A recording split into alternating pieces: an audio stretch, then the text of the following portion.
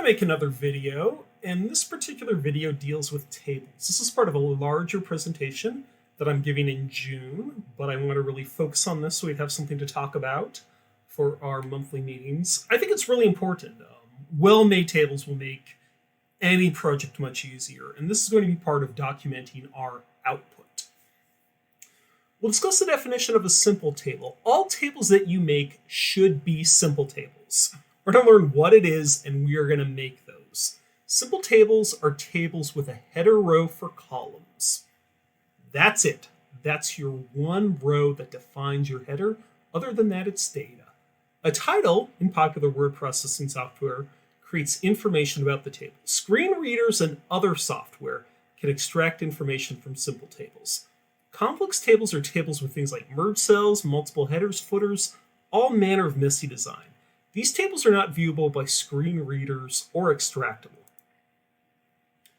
Here we have a simple table for deaths from COVID-19 for a particular state. We'll see on the next slide how to use insert caption. I made the intentional decision to use LibreOffice to emphasize that modern word processing software follows standards. A parallel process is available in Microsoft Word. Looking at the table, there is a header row with year, male deaths, male rate, female deaths, and female rate. Each cell header is a complete description of that column. Within the document, this will be stored as a table and can be read by screen readers and other software. The caption is going to be our title. Down here, we see the full caption. This includes a description of the table, a year range, and a source. This is a good chance to talk about the role of table shells in analysis. A table shell is something that an author creates that will be filled in with data. A good shell gives the analyst sufficient information to make a table. As we can see, the table has a descriptive title that tells the analyst where to find data, in this case, State Office of Vital Statistics, a definition, deaths for COVID-19, and that source. Good table shells are critical to reporting. A good table shell will give an analyst information about what data needs to be extracted and manipulated. In some cases, one may want to include information like ICD-10 codes to further define. The other important thing about table shells is table shells give authors an idea of the amount of data that goes into a report. Looking at this table shell, we see we have, in this case, looks like we have 5 rows worth of data, and then we have 5 columns, so we have 25 cells. Sometimes seeing the number of cells that goes into a report or a data request is very important for realizing the amount of time it's going to take to complete that request.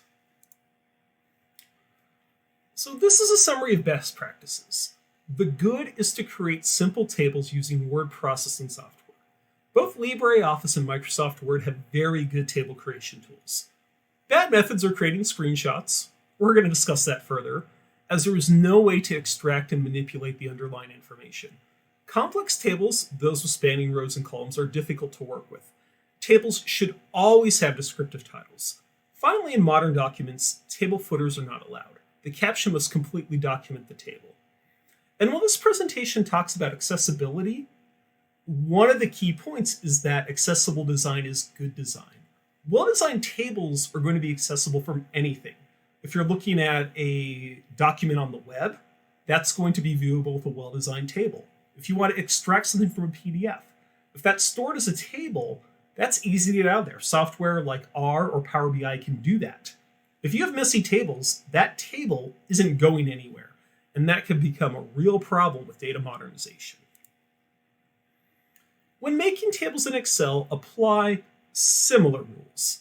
This example from How to Geek shows how to properly name a table in Microsoft Excel. Excel supports naming ranges and tables.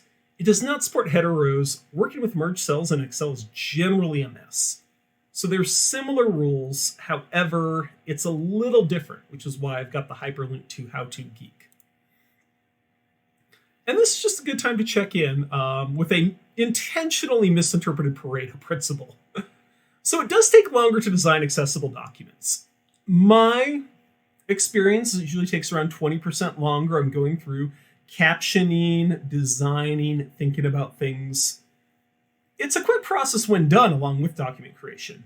To go back and add accessibility to create a document, that takes much, much longer.